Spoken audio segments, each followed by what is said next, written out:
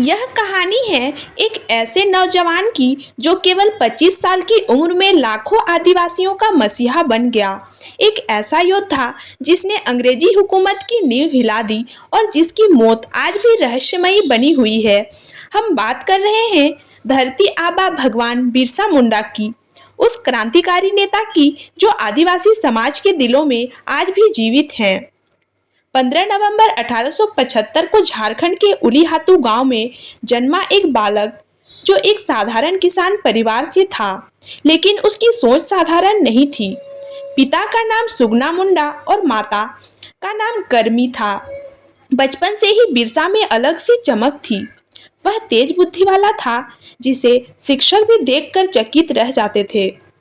बिरसा को शुरुआत में एक जर्मन मिशनरी स्कूल में पढ़ाया गया, लेकिन वहां उन्हें ईसाई धर्म अपनाने का दबाव बनाया गया। कुछ समय बाद उन्होंने स्कूल छोड़ दिया, क्योंकि वे अपनी आदिवासी मूल धर्म, संस्कृति और परंपराओं से दूर नहीं जाना चाहते थे। उन्होंने महसूस किया कि शिक्षा और धर्म के नाम पर अंग्रेज और मिशनरी लोग आदिवासियों की पहचान को मिटा रहे हैं। यही सोच धीरे धीरे उन्हें एक सामाजिक नेता बनने की ओर ले गई। बिरसा मुंडा ने देखा कि कैसे अंग्रेज सरकार और जमींदार आदिवासियों की जमीन छीन रहे हैं।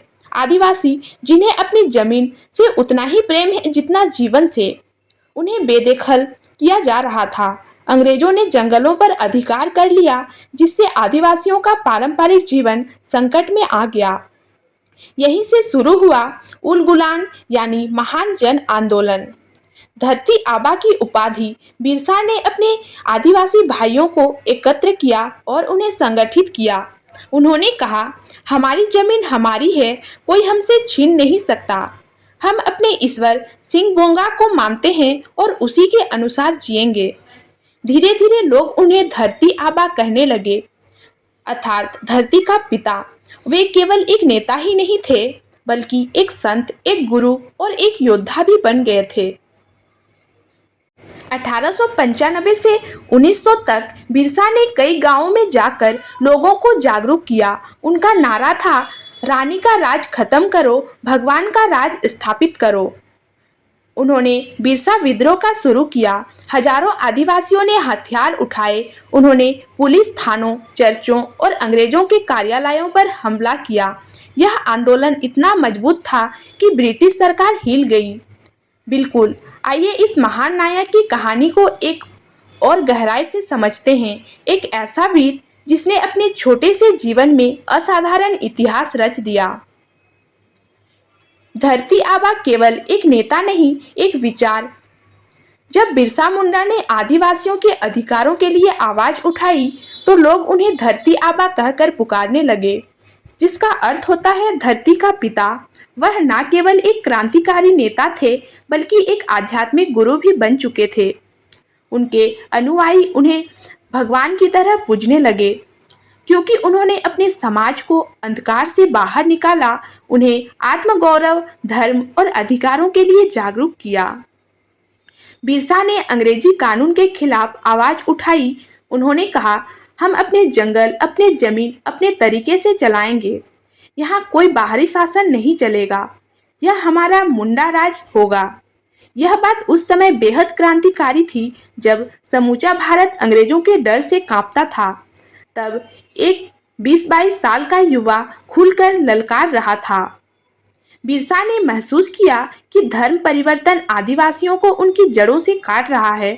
इसीलिए उन्होंने बिरसाइत नामक एक नई धार्मिक व्यवस्था शुरू की, जिसमें प्रकृति पूजा, सत्य, संयम, श्रम और स्वच्छता को महत्व दिया गया।